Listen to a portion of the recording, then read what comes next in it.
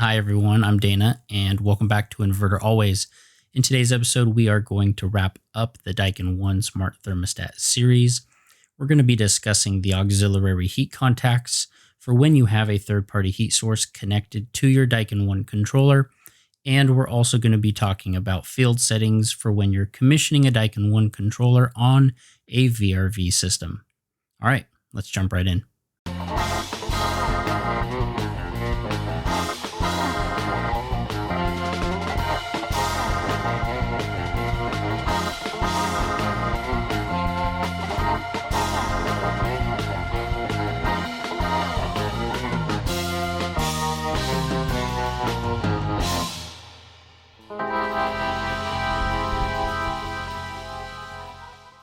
All right, you guys, so before we start today's video, there's one thing I wanted to make a note on from last week's video. If you haven't seen last week's video, it's a little bit longer than normal. I'll put a card at the top of the screen now, just in case you haven't seen it. Make sure you go check it out. It's filled with great information. We go through the entire commissioning process from start to finish, step by step, all the way through. It's pretty much got everything you could possibly need to know, all wrapped up into one video. And we even included some of the main menu settings and features, a little bit of discussion on how to use the Daikin 1. So this is great information for you to share with the homeowner, or if you are the homeowner, great information for you to learn. But there is a part towards the end of that video where we talk about the Daikin 1 dealer access. And this is basically a feature that the user can enable from the main menu. And this gives the contractor access to alerts or alarms, error codes, if you will. This is a great feature. We talked about it in pretty good detail as far as the advantages of having this, saving money, both on the user's end, both on the contractor's end, from having fewer trips out to the job site. But there's one note that I wanted to clarify, and that is in order to use the Daikin 1 dealer access from the contractor's end, there's an app the contractor needs to use. Well, I just found out this week that app is not yet available to the public. Daikin is still beta testing that contractor's app, so it's still a couple of months out from what I hear. If you're watching this video in January of 2021, expect that maybe around March we should hear more about when that app will be available. And of course, as soon as it's available, I will let you guys know. All right, you guys, so as we jump right in, the first thing we're going to talk about is field settings. Now, field settings are typically going to be programmed when you have a VRV system. This is something we've talked about in the past with VRV systems. These settings give us a lot of advantages as far as how we configure every indoor unit, how it behaves. It really gives us optimum comfort, the highest efficiency possible, something that we adjust on pretty much every VRV installation. Now, in order to get to the field settings screen, you have to make sure you are in the commissioning steps. Specifically step number 3, which is the equipment setup. We're going to change or adjust field settings while we're setting up the indoor equipment.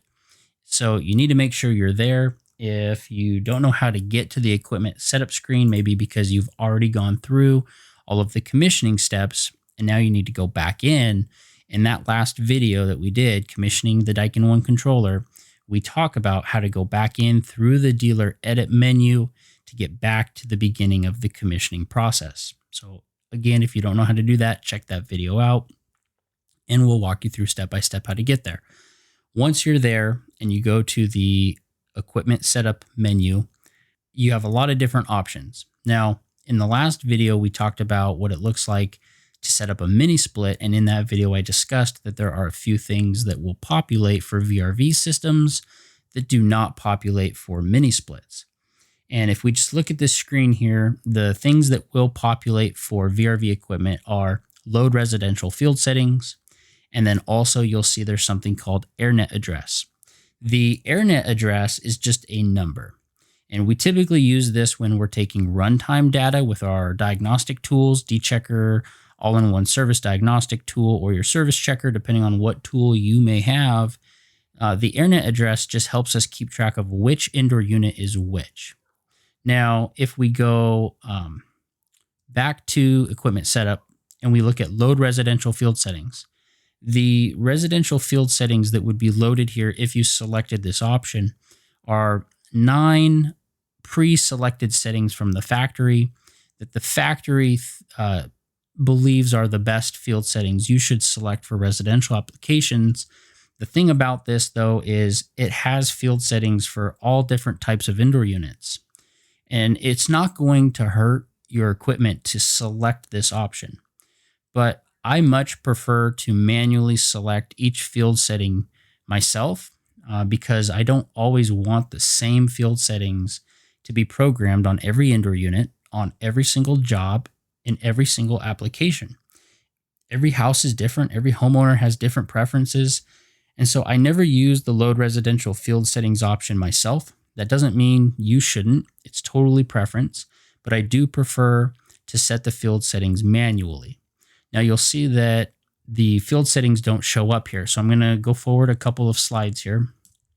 What you're going to need to do is actually click on the indoor unit. And when you click on the indoor unit, that's where it's going to pop up the model, the serial, the type of the unit, and then at the bottom of the screen, you'll see field settings.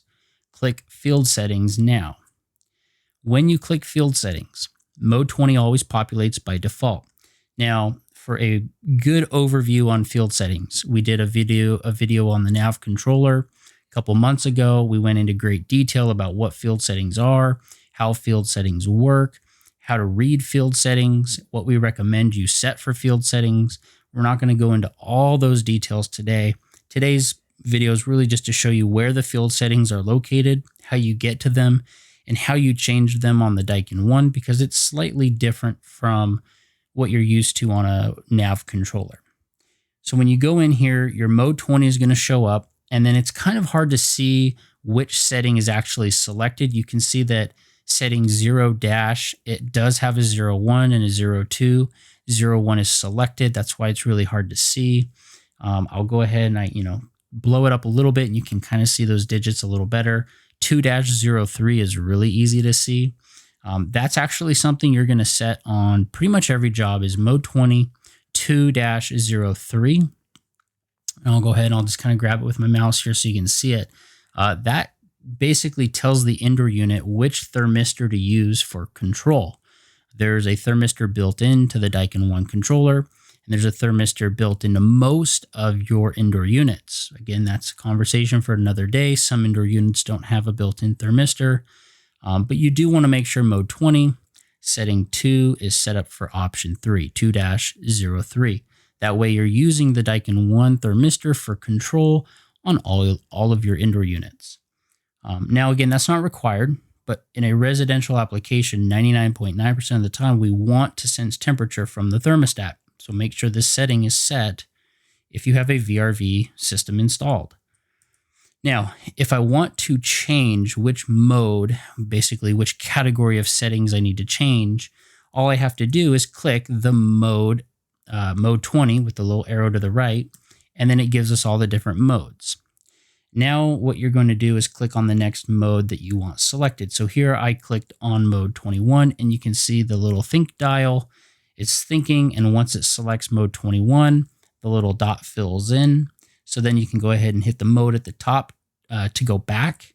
And now all of the settings for mode 21 have populated. So mode 21 is going to be the settings you need to set for a built-in strip heater. If you have a FXTQ air handler, it's going to be your gas furnace settings if you have a CXTQ 8 coil. But aside from those two indoor units, you don't do a whole lot with mode 21. The round flow cassettes, if you've selected a self-cleaning decoration panel, there is a setting in mode 21 you would need to set.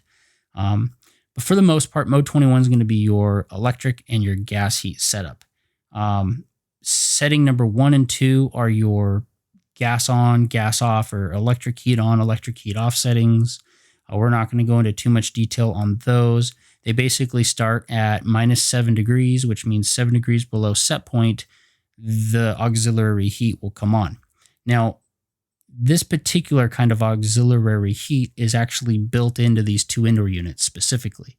It's different from the auxiliary heat contacts, which we're about to program. So that's another reason I didn't want to go into too much detail about these.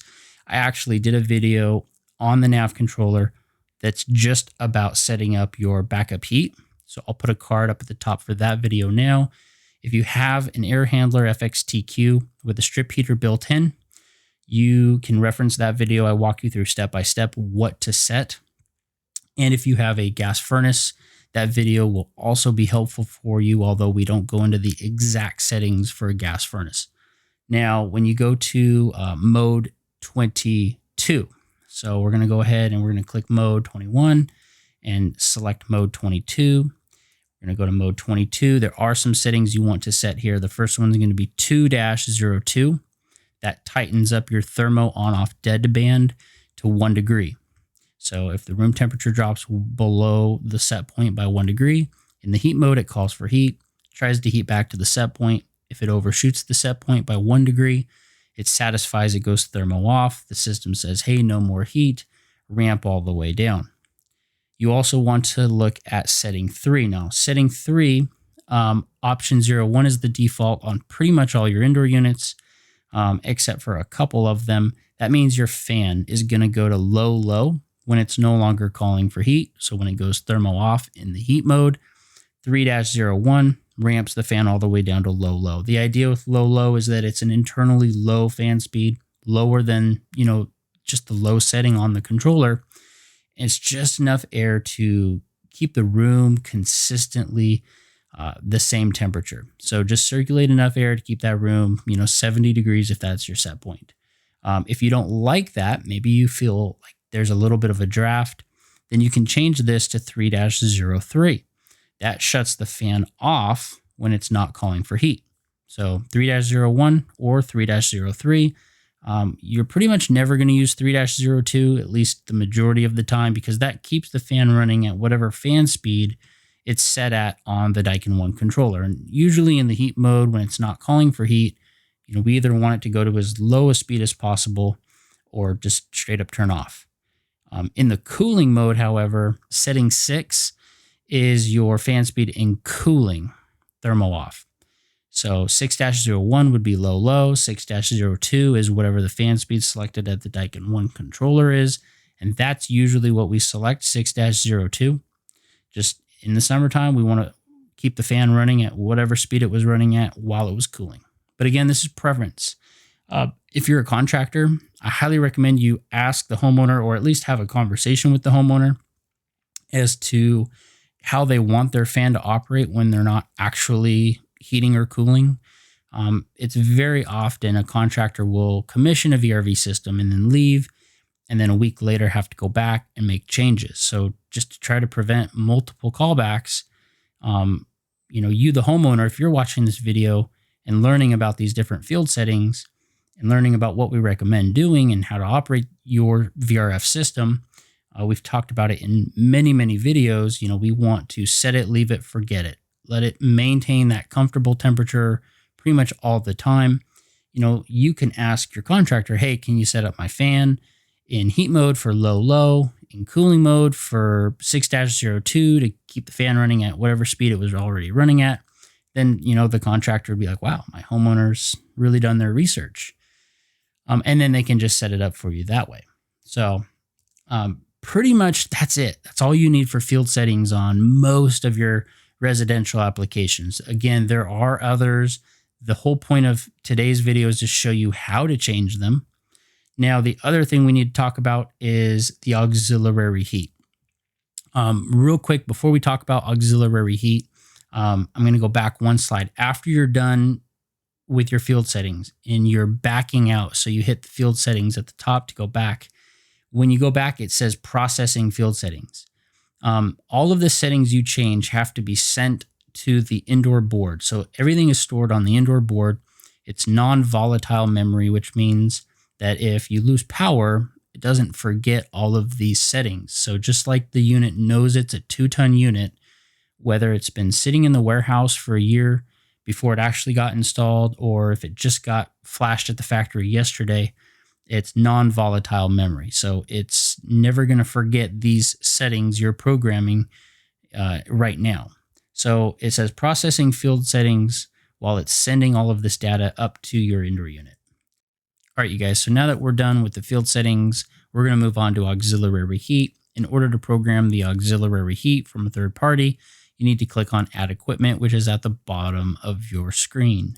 When you click on that, you'll see that there are actually additional third-party pieces of equipment we can add, things like the Daikin 1 home air monitoring tool. So if you have one of those, you can click on air quality sensor and add that. Filter boxes, HEPA filters. Just as an example, if you do have an air quality sensor, you can click on that, and then you just click add equipment. If you add something by mistake, you'll see that it has added it to our indoor unit equipment list. You can click on air quality sensor again. And now at the bottom, it says remove equipment. Just click on that. It asks, are you sure you want to remove the equipment? Yes, click continue. And now it's gone. So if you add something by mistake, it's super easy to remove it. Go ahead and scroll down to the bottom and click on add equipment again. And now you have your auxiliary heat source. So let's go ahead and let's click on our auxiliary heat source. So the first thing you're going to have is heat pump is primary source of heat, or your auxiliary heat is the primary source of heat. By default, the system will run the heat pump as the primary source of heat. Now you have an inverter heat pump, whether you have the mini split hooked up to this controller or a VRV system. There are two auxiliary contacts on the back of the Daikin 1, which can be programmed for pretty much any sort of third-party heat. So if you have cadets, spaceport heaters, really, you can get creative here. You could run a boiler system. Pretty much whatever you want on these contacts. The way we're going to set them up is going to be based on a droop. I'll show you that in just a minute. But you're pretty much always going to leave your heat pump as the primary source of heat in this case, because the inverter heat pump systems can heat, down to single digits outside with no problem most of the time, if they're installed correctly, of course, and sized properly. So leave it on heat pump as primary source and click on connection. And you're going to tell it which one you're using. Are you using aux1 or aux2 for this particular program? So right now we're adding aux1. So you'll see that we click on aux1 and the bubble fills in. Now, if you have something hooked up to aux1 and aux2, then that's fine, but you're going to set them up individually. So we're going to go through all the steps to add aux1. When we're done, you're going to go back to add equipment. You're going to add another auxiliary heat source, but this time it's going to be aux2. So we're going to click aux1 and then click on connection to go back. And now we have control. So the control is going to be how you want your backup heat controlled. So we have heat pump lockout, we have auxiliary heat lockout, and then you have something called T-on, T-off. First, click on heat pump lockout. So by default, we do not lock out the heat pump at a particular outdoor temperature. This is not like a traditional unitary heat pump system. Okay, them old boxy square loud outdoor units, those were traditional heat pump systems. They did not have inverter compressors, so we would lock those out at 50, 45, 40 in some cases, but we would eventually lock them out and just run backup heat. Well, with an inverter heat pump, it's designed to run all year. Again, I live in the Northwest, a part of the United States. It is fairly mild. We do get down to single digits. If you do need to lock it out, you can click on enable heat pump lockout.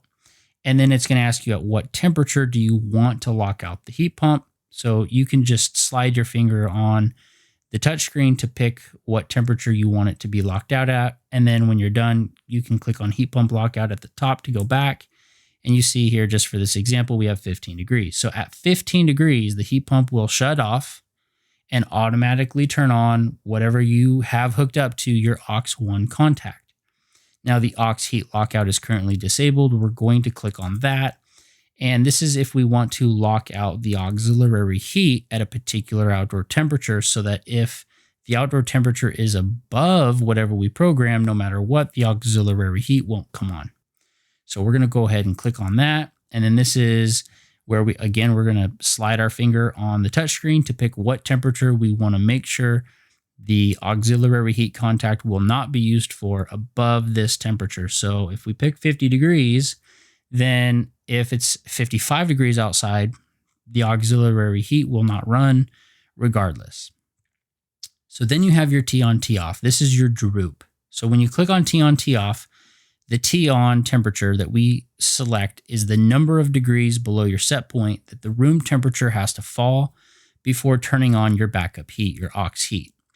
So I would typically go -4 or -5, but that's just my preference. This is, again, a good time to have a conversation. If you're the contractor, have a conversation with the homeowner, because if they're the type of people that like to sleep where it's really cold at night, and then in the morning they crank up that set point, if they crank it past whatever you program here, every single morning you're going to be running the Aux Heat, which is probably a much less efficient type of heating. So unless you want to pay for that, then I would recommend setting this back. This is intended to be backup heat, emergency heat. This really isn't intended to be your primary source of heat because you have an inverter heat pump product. It's also important to note that if you're ever having problems with your heat pump, when we get done here, I'll show you on the main menu, you can manually select emergency heat, and it will just turn the heat pump off and it will run your backup heat. So I would set this, very conservatively. We don't want it to turn on unless it has to turn on. At least that's the idea. And then your turn off, your T off differential is going to be, at set point, 1 degree past set point, 1 degree before set point.